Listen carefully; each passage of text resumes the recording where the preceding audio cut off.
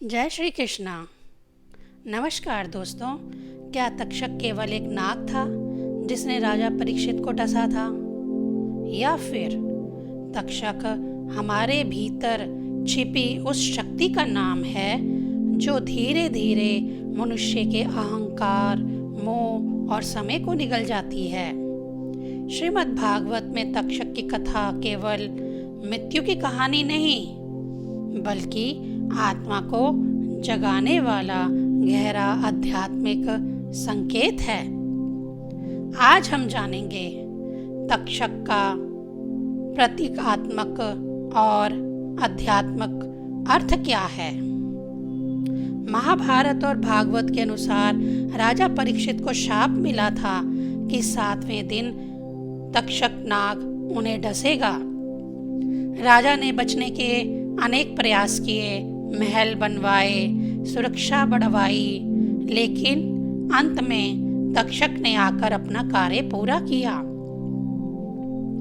अब प्रश्न यह है, यदि तक्षक केवल एक सांप था तो भागवत में उसकी कथा को इतना महत्वपूर्ण क्यों माना गया? क्योंकि सनातन धर्म की कथाएं केवल भारी घटनाएं नहीं बताती, वह मनुष्य के भीतर घट रही आध्यात्मिक यात्रा को भी प्रकट करती है।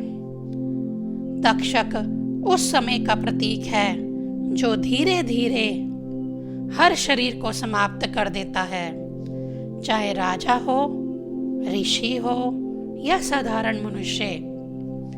समय सबको डसता है।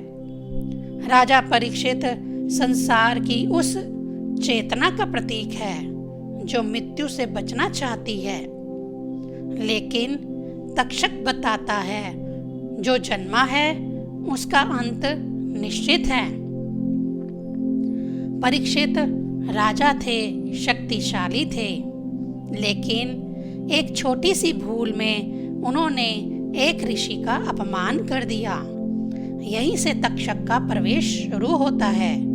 अर्थात जब मनुष्य में अहंकार बढ़ता है तो जीवन में तक्षक प्रवेश करता है, कभी दुख बनकर, कभी बीमारी बनकर, कभी समय बनकर, ताकि मनुष्य समझ सके कि संसार में कुछ भी स्थायी नहीं।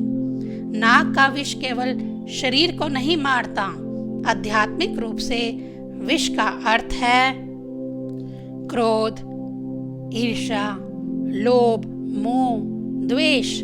ये सब भीतर के तक्षक हैं जो मनुष्य को बाहर से नहीं, भीतर से डसते हैं। जब परीक्षित को पता चला कि मृत्यु निश्चित है, तब उन्होंने संसार छोड़कर भगवान की कथा सुनना प्रारंभ किया। यही भागवत का सबसे बड़ा संदेश छिपा है। तक्षक मृत्यु का कारण नहीं बना, बल्कि परीक्षित की आत्मा को जगाने का माध्यम बना।